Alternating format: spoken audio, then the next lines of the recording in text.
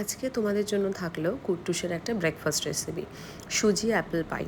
এটা কিন্তু কুট্টুসের খুব প্রিয়। প্রথমে একটা গোটা আপেল পরিষ্কার করে ধুয়ে 4 টুকরো করে কেটে প্রেশার কুকারে নিয়ে নেব অল্প জল দিয়ে সেদ্ধ হওয়ার জন্য। সেদ্ধ হয়ে গেলে এটা রেখে দেবো ঠান্ডা হতে।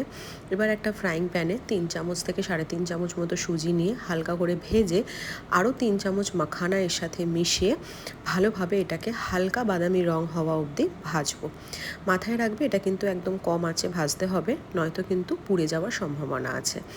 খুব ভালো এরকম বাদামি হালকা ভাজা হয়ে গেলে এবার এর মধ্যে দিয়ে দেবো অল্প জল দিয়ে মিশ্রণটাকে খুব ভালোভাবে জলের সাথে মিশিয়ে নিয়ে আরও কিছুটা জল দিয়ে একটা গ্রেভি মতো টেক্সচার করে ভালোভাবে এটাকে নেড়ে ফুটতে দেবো।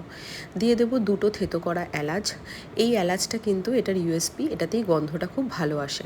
দিয়ে দেবো পরিমাণ মতো জ্যাগারি পাউডার। মাথায় রাখবে জ্যাগারি পাউডার কিন্তু বেশি দেবে না, কারণ আপেল কিন্তু মিষ্টি হয়। তো এবার এইরকম একটা থিক টেক্সচার এলে এবার এটাকে সাইড করে প্রেশার কুকার থেকে এবার আস্তে আস্তে বাটিতে কিন্তু আমি আপেলগুলো ঢেলে আপেলের খোসাগুলো আলাদা করে নেব। আপেলের খোসাগুলো আলাদা করার পরে আপেলের মিশ্রণটাকে খুব ভালোভাবে আমি মিশিয়ে নেব যাতে কোনো দানা না থাকে।